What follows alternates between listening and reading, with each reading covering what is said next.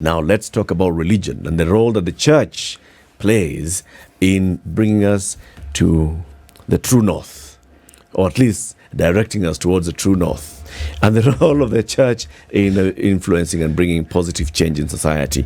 The Archbishop of the Catholic Archdiocese of Nyeri, Archbishop Anthony Muheria, is our guest for the next hour. Good morning, Your Grace. Good morning to you. Good to have you on the show. Thank you. I'm very impressed of this SpiceFM and its wonderful setting. So it's a pleasure and an honor. We've always wanted to have you here, right? All in God's time. Thank you. And here you are. Karibu sana. Nashukuru. Umetoka Nyeri ama you? I slept here in Nairobi for sure because we don't trust the traffic coming in. You don't know what will happen. That's true. Yes, indeed. It's always good to play safer. Yes. How big is the Archdiocese of Nyeri? Where does it begin? Where does it end?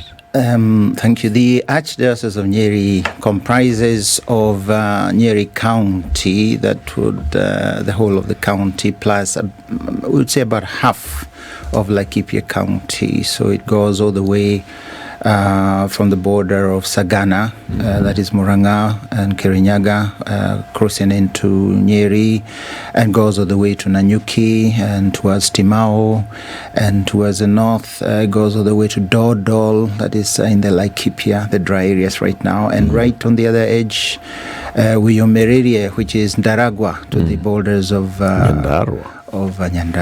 So it touches into Nyandarua, into Laikipia, yes. A bit of Kirinyaga County. Yes, and Isiolo on the other side. Isiolo, and yes. Meru in Timao. That is 6 counties. Yes. Yes, but those are boundaries. Those are the boundaries. But within with the Archdiocese itself only comprises of 2 counties and not complete.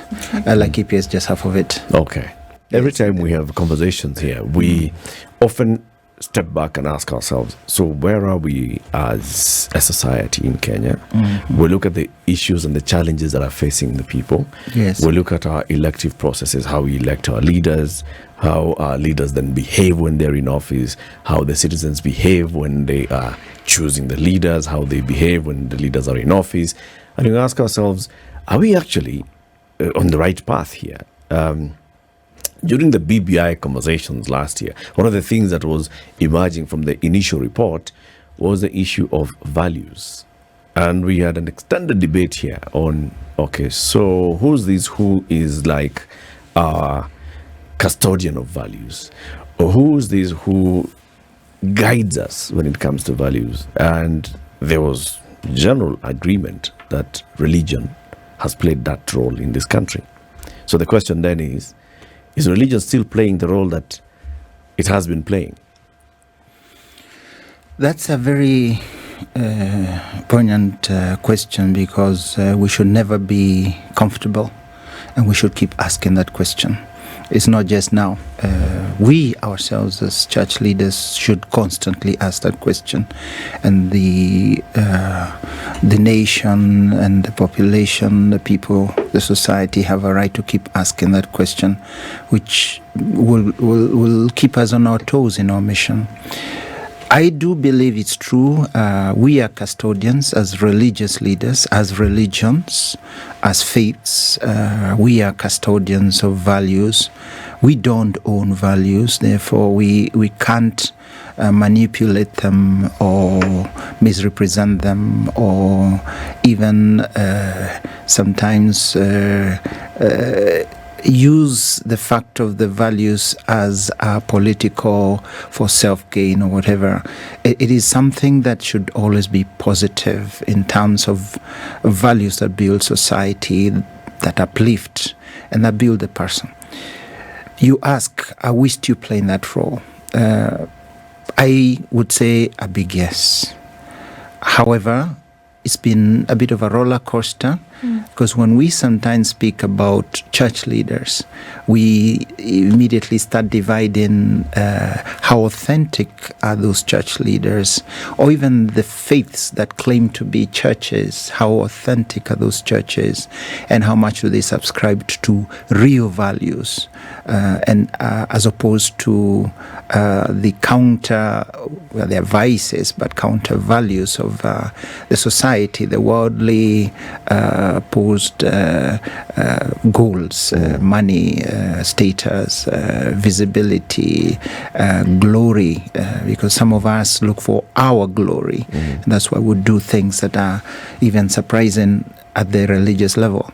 So I would say by and large, most of those who really have solid faith founded on some real doctrinal and also founded on a real ethical setting. Those are faiths, and I would say religions, the Christian religion, but not all Christian religions or those who claim Christian religion are actually subscribing to these values. And so we have, by and large, and we saw it even in the time of the elections, the conversations on the BBI, the conversations on the issues of the election, and even the how do we behave.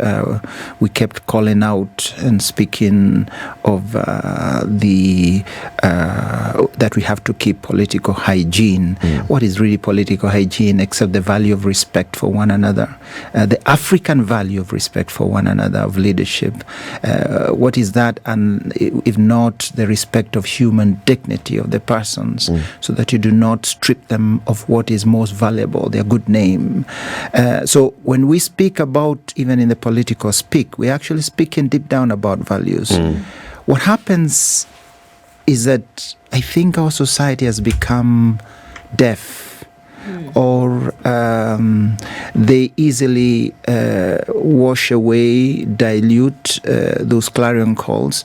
They want to hear less, and so we have been given less the space of the religion, let's call it a religion, as a steward and custodian of values, has slowly been squeezed or shrunken because the political volume, the political noise, the political space has actually come on and encroached slowly. So the area where we are really speaking about values is actually less and less.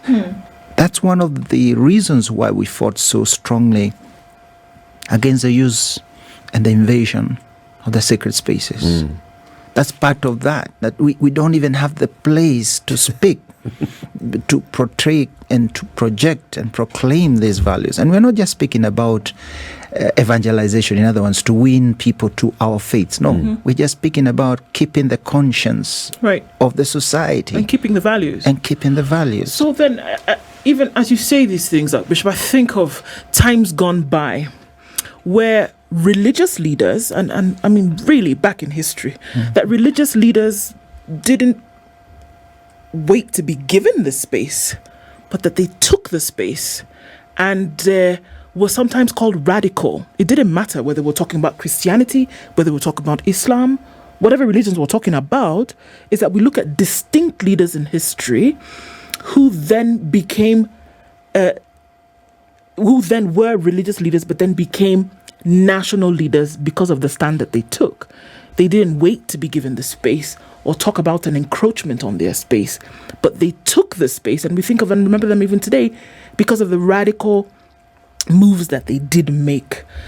Do you think, from what we see, I mean, obviously from how you speak, it is clear that it is bothersome, the retrogressive steps in values that society has taken, and that something needs to be done about it.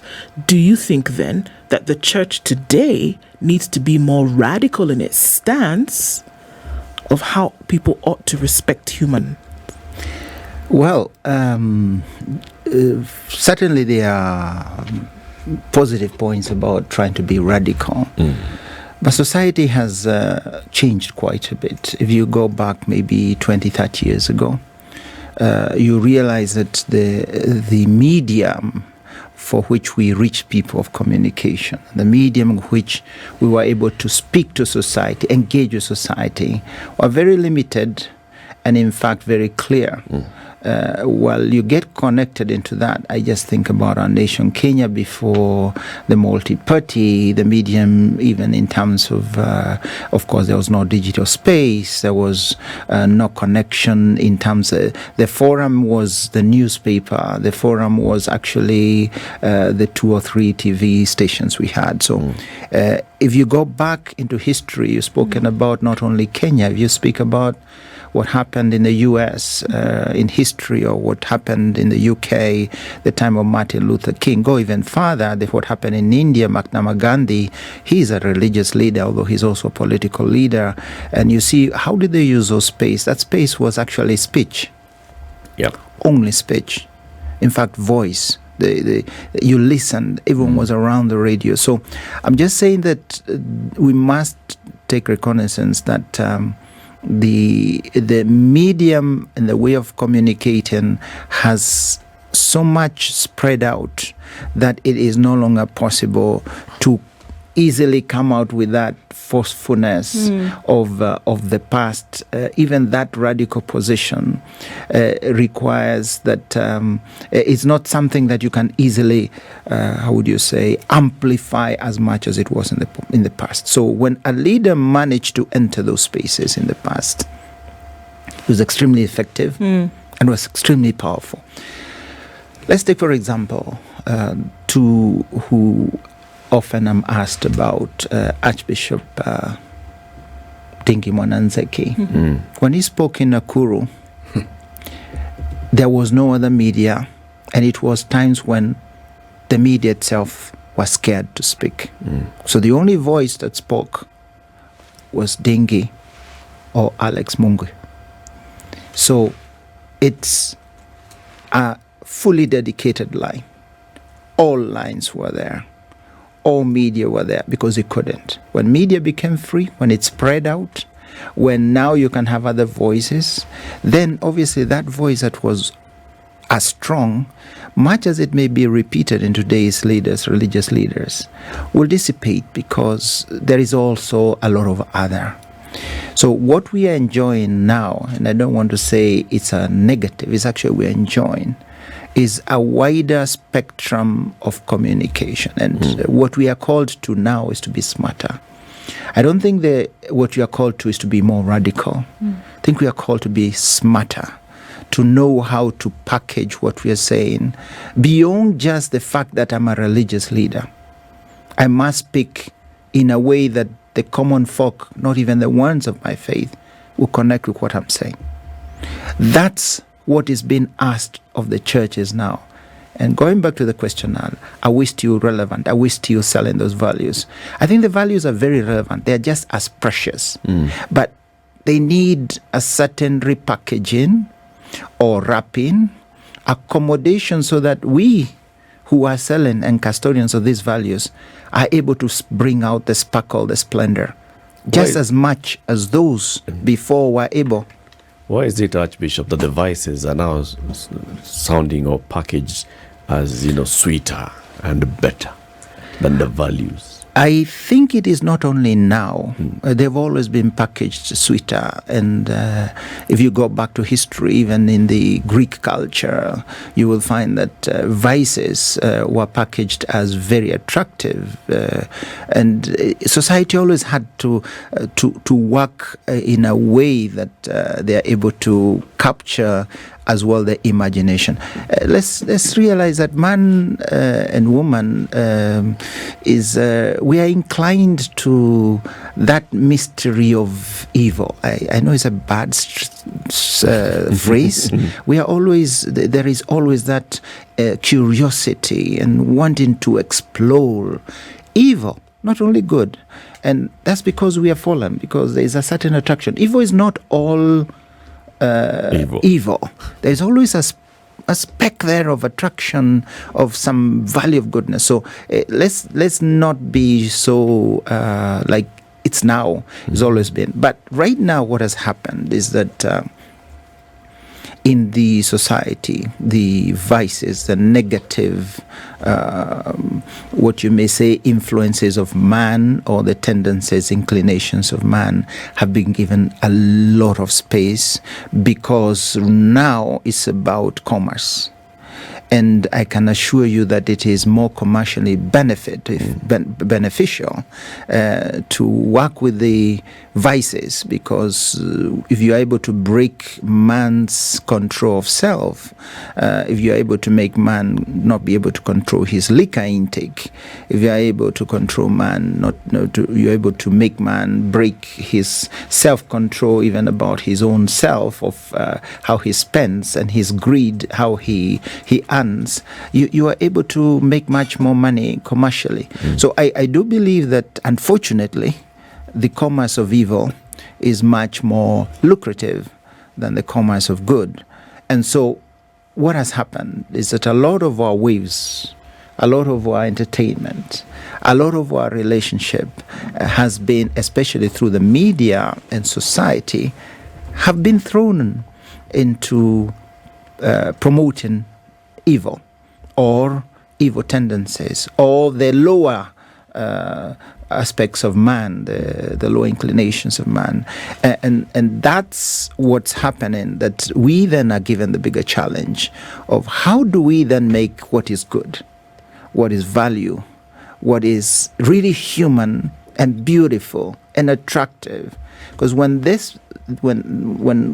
push comes to shove, and one has to choose a wife, and one has to choose a husband, or one has to choose a person who they want for life as a friend to help, they surely don't go to choose a crook. You choose the person with the best values according to, and you actually fall back on those values that you may have abandoned. Even robbers will choose a wife who is honest. Yes, we'll look for a virtuous wife. So that is what I think our challenge. And the challenge is not only for the church. I think society itself, and look back at the African society, we started with this proverb. African society had a way of protecting values and nurturing values.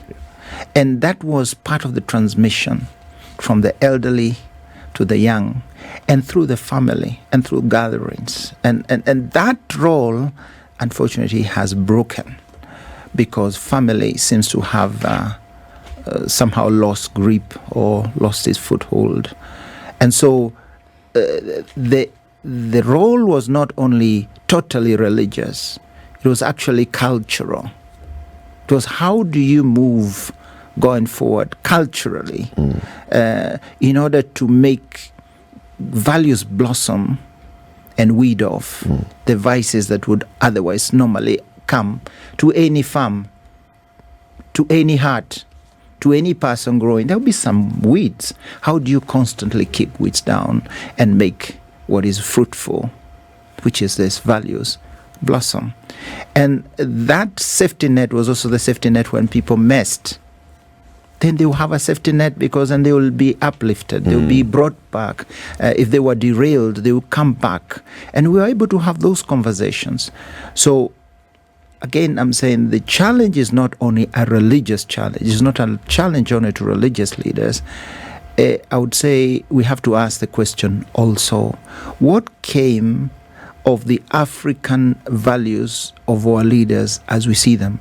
Or what came, are we still custodians as Africans of our African values?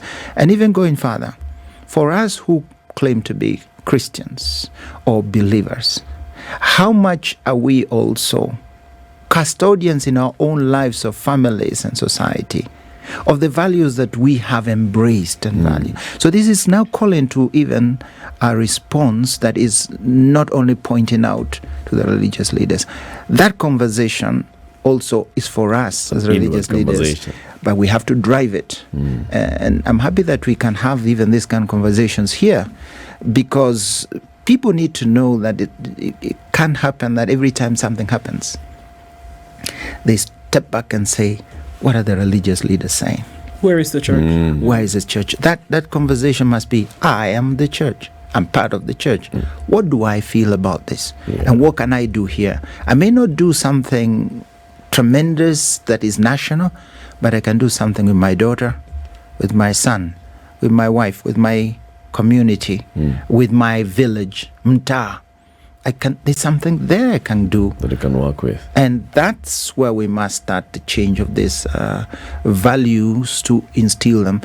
And the final one is that there is also Pope Francis was here the other day in Congo and in South Sudan, Congo DRC, and one of the things he decried was the exploitation of the multinationals in Africa, and that they fuel a lot of the things which are even including wars, and they fuel even the emptying of values of Africa. And he spoke very strongly about the ideological colonization, the neo-colonization. And that's also a reality that there are counter values now that are being pressed upon us very, very strongly as values that we believe and we know that they are not values, because even from the early civilizations, even before Christ, they never were values. And that's coming through media, that's coming through movies, that's coming through entertainment, that's coming through music, that's coming through a lot of other Western values being sold to us.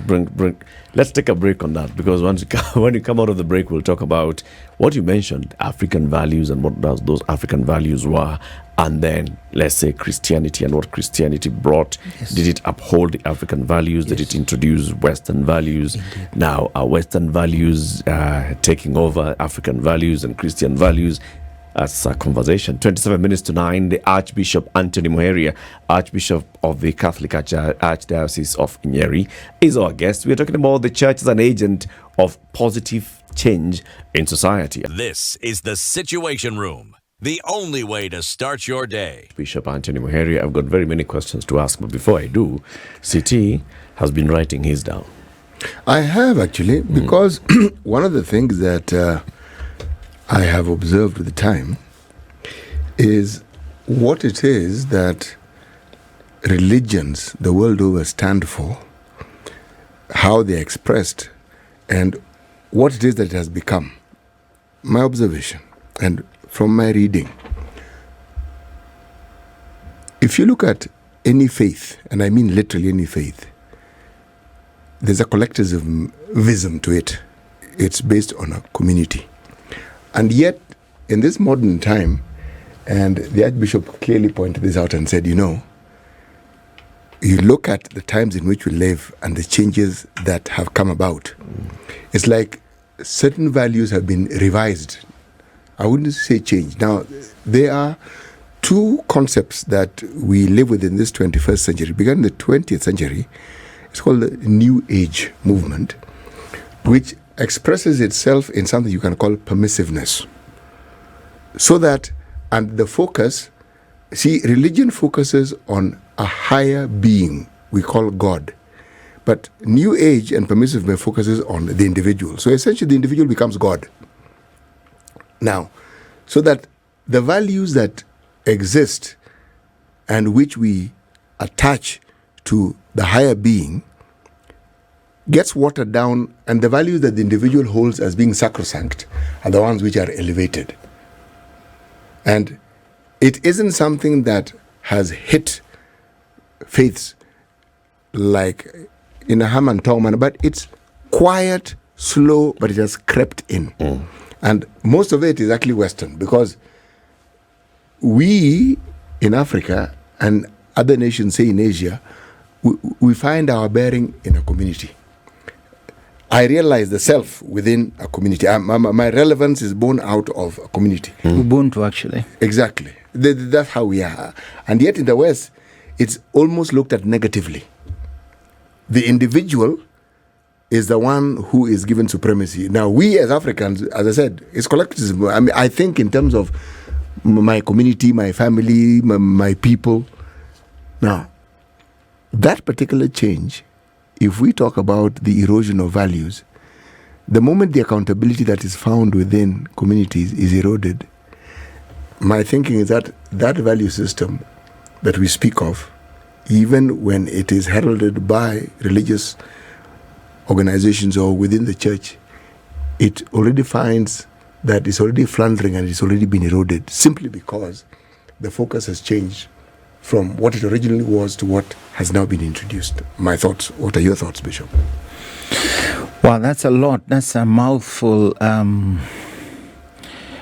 agree fully that the spotlight has moved from God to self. And it's not only because of the collectivism that obviously we coalesce around a doctrine or a dependence, and the transcendent is the one who makes us together as a community. We become community because we believe. It is not that I just me and my God. Which is true. I mean, that is deeply the strength of religion. Christianity is coalescing around Christ and his gospel to become Christians. So we become a body, an assembly, as it was said, it was in Jewish or Hebrew, Kahalia, well, the people of God. People. We are just become together. So you are very, very right about that. But this focus from God to the individual is also something that has come because of materialization of faith, of beliefs. Whereas before we didn't, even in the African context, you did not believe so that you benefit. No. You actually believe so that you live. You lived as you believed, and you believed so that you live.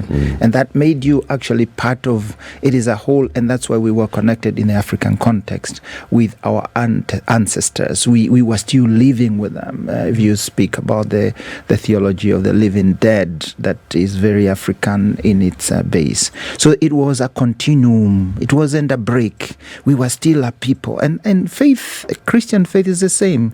We're united with the Christians. We're united with God. We're united with those who have died. We are in a journey, and even though they may have gone before us, we are following. So there is a very that's the even in Islam is the same. So there is that continuum. So faith, you're very right. But when we started instrumentizing faith, and when certain parts of Christianity and certain parts of society then said, faith is an instrument. It is for me to benefit. So I believe so that God blesses me here and I prosper. I believe so that I then get a status in society. I believe so that people look at me and say, oh, what a wonderful guy that fellow is.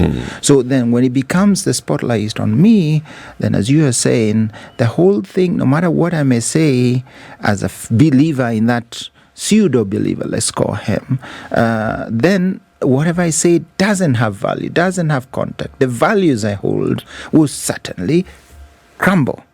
And so that's where we have with all this prosperity gospel.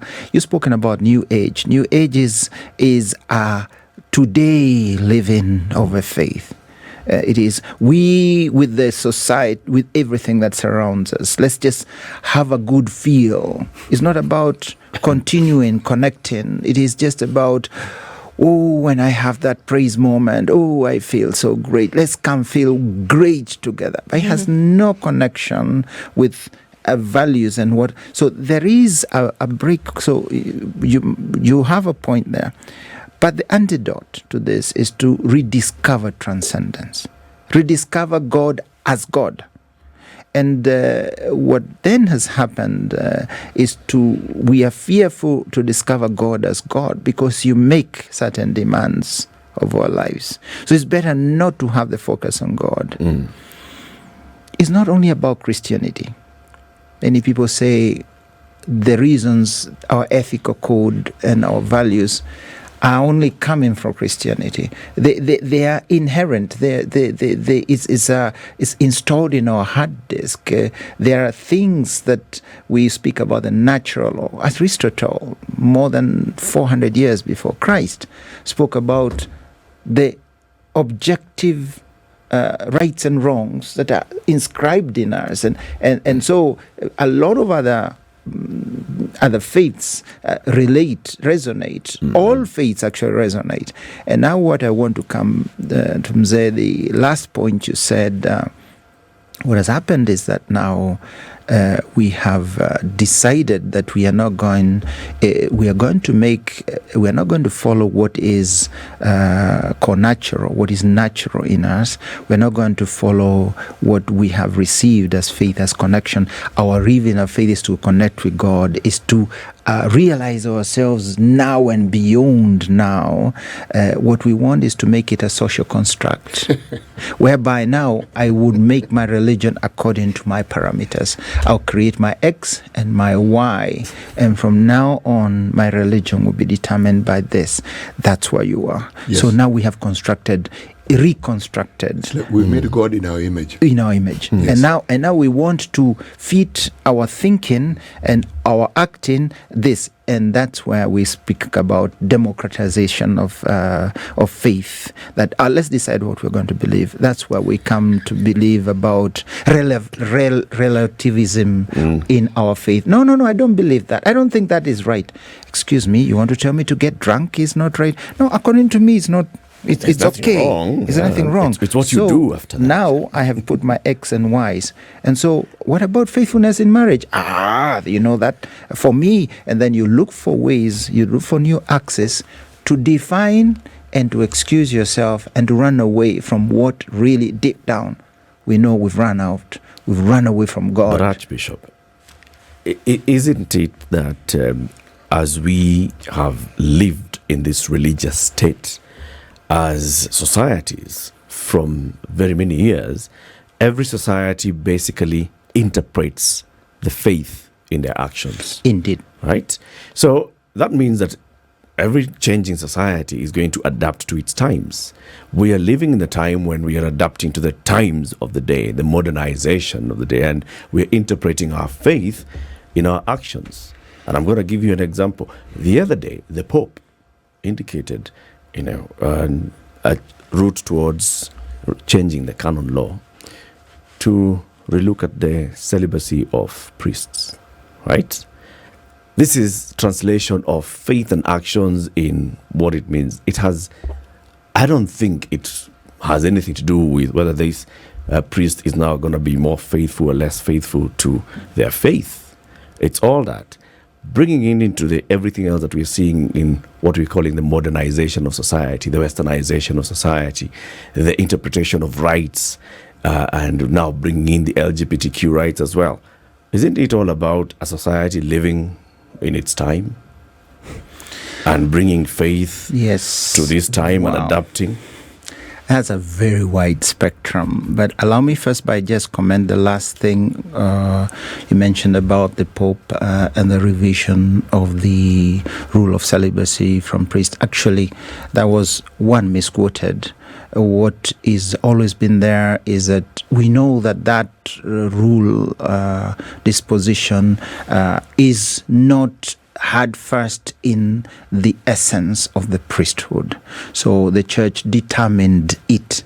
It wasn't determined by Christ. The church determined it in its own time. So the discussions have been going, and I think that's what the Pope was trying to explain. Of course, we catch it as it comes, and we will see what comes of it. But as yet, it's not that he said it to be reviewed.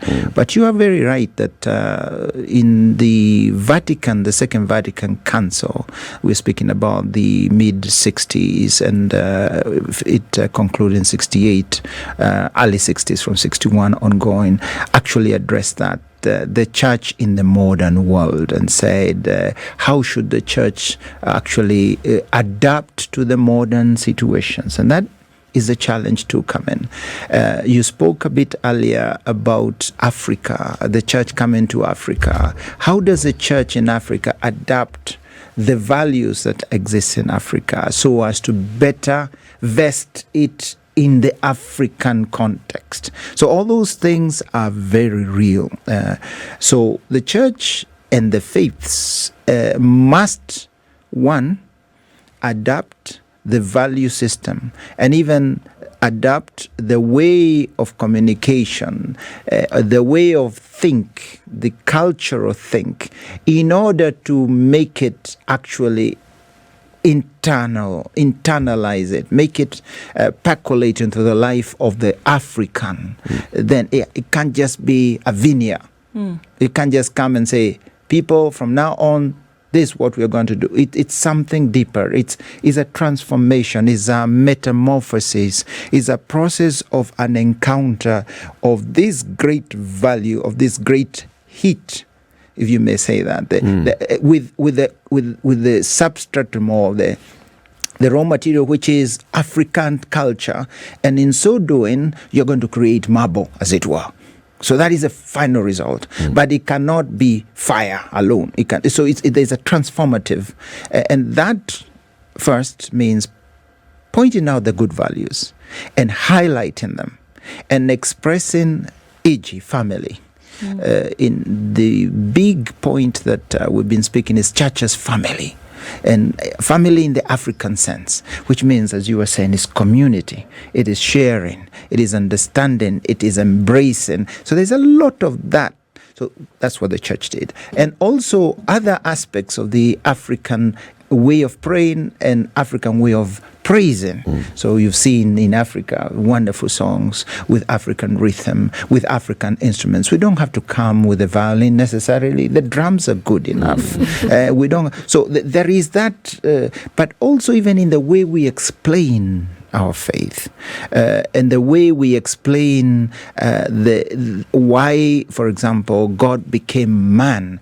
God became man in a Jewish setting. He became a Jew. He just didn't become man. He became in a certain cultural setting.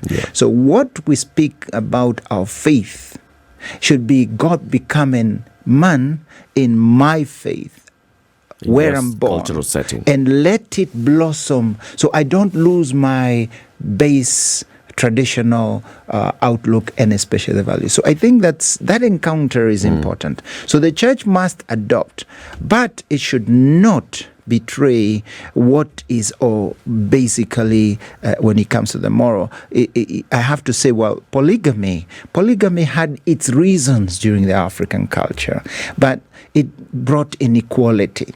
And so we believe man and woman are equal, and they are equal partners and sharers in marriage. Therefore, we hold, in spite of having polygamy as a positive because it was about children. Now we must look at what is more valuable, and that which is more valuable is the value of the wife and the husband as one, as equals. So this is the interpretation of purification of values that at that time held, but need to be purified to become real values. In other words, we need to change the coal into diamond, if I speak about metamorphosis. So there are coal, and coal was useful, but when you go through the Christianization process, the meeting of the cultures, there has to be something that comes out, and that doesn't have to be exactly what it was before. So there are things we must weed from the culture, but there are things we must uphold from our culture. The respect. Our African culture had such great value of respect. And where does respect come from? Dignity. That even a boy or a girl, a little boy, a little baby, had dignity. And that dignity was held. And that's why, sorry to give this example, it's not very good, but you remember that if a mother dropped a baby, she got a beating. From the father, from the father of the child, and to be honest, it doesn't make, it's an accident. But there was that value that this child is so valuable that because of carelessness, you cannot be careless. And that was one of the things I remember my father telling me. Okay, there are things which you speak about, shouldn't happen, but in those days, If the man is disciplining his wife because of dropping a child, very few people will come to rescue the mother. But obviously now we don't go that way. And it's important to value what was it. So the dignity was so strong, so felt, that even the crooks, I mean, we didn't have, we didn't take life directly, hanging in Africa didn't exist. What was happened is that you were thrown into one, you're ostracized, you're thrown out, and you're given the worst punishment was a punishment that would be pretty bad, but there was never punishment that took life. That's quite strong. So they are good values, and what we have to do is to now highlight them. When these counter values come to us and contrast the values that we had, and contrast now the values that we have internalized within our Christianity, the African values, the Christian values have met. And we normally speak about they meet at the level of the natural law, and then they have been raised up to say, hey, this is what builds us to be better persons. Now, when someone comes and says, no, there's another value. There's another value. I always give the example of incest, for example. Incest, unfortunately, is quite a bit now, even in Africa, but it was tremendously taboo.